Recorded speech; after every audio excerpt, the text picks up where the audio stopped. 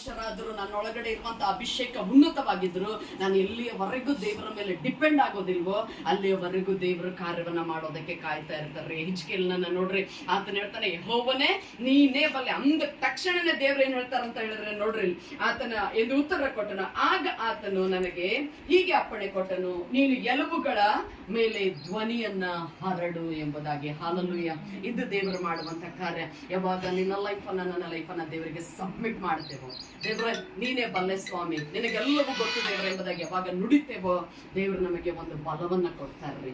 ಒಂದು ಏನ್ ಹೇಳ್ತಾರಂತ ಹೇಳಿದ್ರೆ ಅಧಿಕಾರವನ್ನ ಕೊಡ್ತಾರೆ. ನುಡಿ ನುಡಿ ನೀನು ನುಡಿ ಎಂಬುದಾಗಿ ನುಡಿಯುವಂತ ಬಲವನ್ನ ದೇವ್ರು ನನಗ್ ಕೊಡ್ಬೇಕಾದ್ರೆ, ಇವಾಗ ಫಾರ್ ಎಕ್ಸಾಂಪಲ್ ನನ್ನೊಳಗಡೆ ಅನಾರೋಗ್ಯ ಇದೆ ಅಥವಾ ಬಲಹೀನತೆ ಇದೆ ಎಂಬುದಾಗಿ ಹೇಳೋದಾದ್ರೆ, ಪ್ರತಿದಿನ ನಾವೇನ್ ಹೇಳ್ಬೇಕಂದ್ರೆ, ನನ್ನ ದೇಹ ದೇವರ ಆಲಯ, ಈ ಆಲಯದಲ್ಲಿ ಯಾವ ರೋಗಕ್ಕೂ ಅಧಿಕಾರವಿಲ್ಲ. ನನ್ನ ದೇಹ ದೇವರ ಆಲಯ, ಈ ದೇಹದಲ್ಲಿ ಯಾವ ರೋಗಕ್ಕೂ ಅಧಿಕಾರವಿಲ್ಲ. ಒಂದು ವೇಳೆ ಯಾವ ರೋಗ ಬಂದರೂ ಆತನ ಬಾಸುಂಡೆಗಳಿಂದ ಅದು ಗುಣ ಹೊಂದುತ್ತದೆ. ಹಾಲೆಲೂಯಾ. ಆ ಕಾರ್ಯವನ್ನ ಆತನ ಮಾಡ್ತಾನೆ. ಆತನ ಬಾಸುಂಡೆಗಳಿಂದ ಏನಾಗುತ್ತದೆ, ಆ ರೋಗ ಗುಣ ಹೊಂದುತ್ತದೆ. ಅದನ್ನ ನಾನು ಕಾಣುತ್ತೇನೆ ಎಂಬುದಾಗಿ. ಹಾಲೆಲೂಯಾ. ಇದ್ರಲ್ಲಿ ಹಿಜ್ಕೀಯೇಲನನ್ನ ನೋಡ್ತಿದ್ರಿ ಏನಂತ